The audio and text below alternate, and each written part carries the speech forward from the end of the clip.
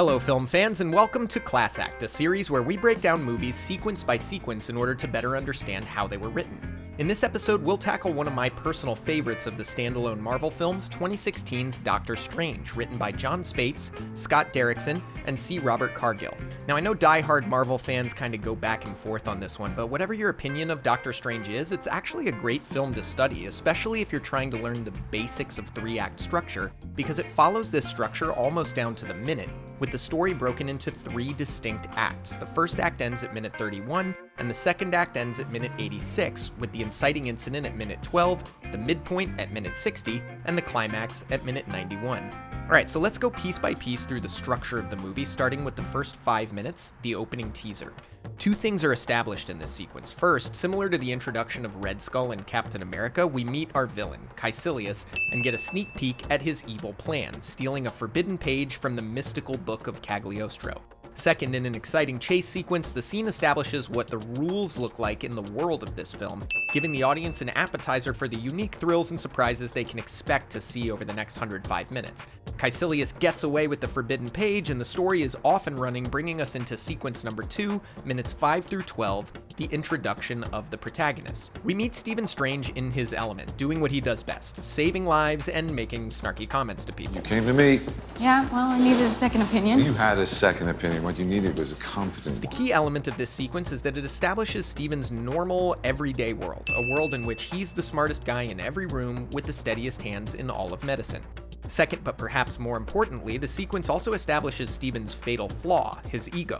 Stephen wants credit for everything, and he cares about nobody but himself, a trait that long ago destroyed his relationship with Christine, the only person he's ever loved. Stephen, everything is about you. While driving to a charity event where, surprise, he's the keynote speaker, Stephen's paying no attention to the road as he scrolls through a list of patients whose lives he could potentially save, but he's rejecting most of them because their injuries aren't spectacular enough to win him any awards.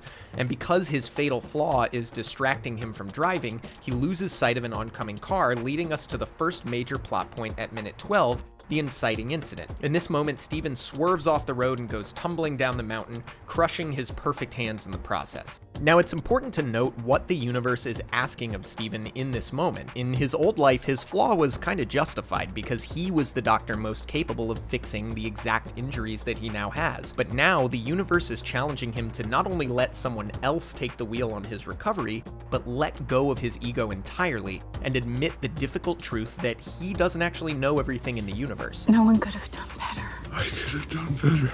Now, naturally, Stephen's going to have some resistance to this, which leads us straight into the next sequence, minutes 12 through 31. Now, this sequence is all about resistance, as Stephen rejects the help of the people around him, calling them incompetent, and refusing to believe that there could be a problem in the world that he isn't smart enough to solve. This refusal to accept the universe's challenge leads him all the way to Kathmandu, where he visits what he believes to be an experimental medical practice in a mysterious community called Khmer Taj. Now, similar to Neo meeting Morpheus in the Matrix or Harry Potter meeting Dumbledore in the Sorcerer's Stone, it's at this point that Stephen meets the Ancient One, who will become his mentor, but only if he can accept the universe's challenge to admit that he doesn't know everything. Of course, admitting that isn't too difficult once the Ancient One removes his soul from his physical body and sends him on an LSD trip across the entire galaxy. When Stephen finally lands back at home, it's exactly at minute 31, the end of the first act. Back in his human form, Stephen kneels humbled at the feet of the Ancient One and finally accepts the universe's challenge. Teach me. It's time for Act 2. The second act of Dr. Strange can be looked at in 3 major segments, the first of which runs about 15 minutes from 31 to roughly 45. In this segment, Stephen enters a brand new world with frightening and unfamiliar rules, and part of the fun for the audience comes from learning these rules right alongside him. But more importantly, as he trains and explores the new world, Stephen gets to know the 3 key characters who will facilitate his philosophical development toward becoming the hero he's destined to be. The first is the Ancient One, who pushes him to abandon his devotion to rules and give himself over to faith. Your intellect has taken you far in life, but it will take you no further. On the other side are Mordo and Wong, who insist on the opposite philosophy. There are rules to the mystical arts that Stephen must never break, else he risks becoming evil like his predecessor Caecilius. Speaking of which, while Steven's training over at Camertage, we get a quick check-in with Caecilius as he and his goons read from the stolen page of Cagliostro and summon the dark powers of an evil cosmic entity called Dormammu, who hails from the dreaded Dark Dimension. At the end of the sequence, Steven takes his first big step, trusting the universe and successfully traveling from one location to another through an interdimensional portal. But as Spider-Man's uncle would say, with power comes responsibility, and in the next sequence, minutes 45 to 60, Steven learns about the dangers and responsibilities that come along with his newfound powers. After a late-night study session in which he learns that he can manipulate time using a special necklace called the Eye of Agamotto, Mordo and Wong teach Steven that they and the other sorcerers are actually part of a way bigger team, the Avengers of the Mystic Arts, so to say, whose mission is to protect Earth from Dormammu and the Dark Dimension. For Steven, this is kind of a bombshell. After all, he came to Camertage for something selfish, to fix his hands and get his medical career back, not to become a soldier in a mystical war for the fate of the universe. But before he has time to really process this new information, Caecilius attacks, and Steven's suddenly thrust into a frantic battle for his life. Drawing on all the tricks he's learned so far, Steven manages to fight Caecilius off and protect the team's London headquarters, an honorable act that earns him the undying loyalty of this ancient mystical object called the Cloak of Levitation. This moment is super important, and it happens exactly at minute 60, the midpoint of the film, in which the cloak attaches itself to Steven's back and cements his destiny as a tried and true Sorcerer Supreme. Ladies and gentlemen, meet Dr. Strange.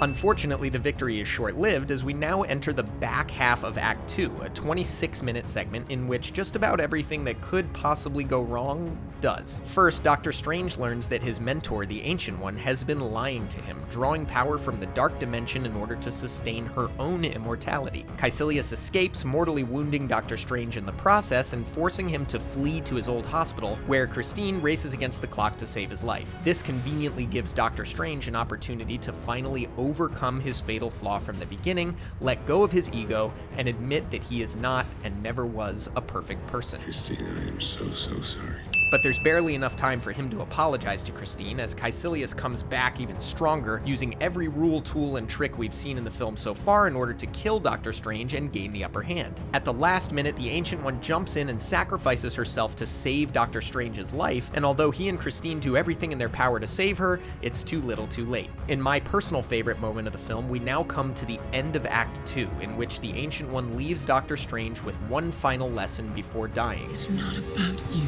And thus we arrive at minute 86, the low point of the film, in which Dr. Strange has lost everything. His mentor's dead, the love of his life has said goodbye, and the bad guys are about to destroy planet Earth for good. In this moment, Dr. Strange makes a decision, the one decision he never would have made at the beginning of the story, to sacrifice himself anonymously for the greater good of everyone else, letting go of his ego. Act 3 begins with a short sequence from minutes 86 to 91 in which Dr. Strange and his friends rally the troops and take the fight directly to Caecilius, who's mounting his final attack on their headquarters in Japan. With the stage now set, it's time for the main event at minute 91, the climax, in which Dr. Strange follows the advice of his mentor, the Ancient One, and breaks the laws of nature by manipulating the space-time continuum. In a big moment of catharsis, his friends finally come around and merge their philosophy with the mentor's philosophy by telling Dr. Strange that rules are meant to be broken. Breaking the laws of nature, I know. Oh, don't stop now. Battling head-to-head with Caecilius as time moves backwards all around them, Dr. Strange now realizes that his only chance at saving the world is to make a final, ultimate act of sacrifice, to let go of his ego and trap himself in an infinite time loop with Dormammu, to be tortured endlessly for the rest of eternity. Luckily, his bet pays off, and Dormammu begs to be released from the prison of endlessly looping time. Dr. Strange, of course, grants this request on one condition: leave Earth and never come back. Dormammu takes Caecilius and leaves, the world is saved, we get some setup for the sequel, and in the last 4 minutes of the film, Dr. Strange finally accepts his role as the successor to the Ancient One and takes her place as the mystical guardian of planet Earth. And that's it. Dr. Strange in 3 acts. Now, I always like to say this, 3-act structure is a nice skeleton to learn, but as the great writer Stephen Sondheim says, the best stories are those in which content dictates form and not the other way around. So while it's useful to study Dr. Strange for its 3-act structure, it's also important to look at the many ways in which its content dictates its form, or in other words, how the writers break, play with, and use these rules creatively in order to convey their emotional intentions. Now, I love to study this stuff, so please do leave your analyses down below in the comments, and be sure to like and subscribe for more film breakdowns in the 3-act model and beyond. Thanks for watching, and we'll see you next time on Class Act.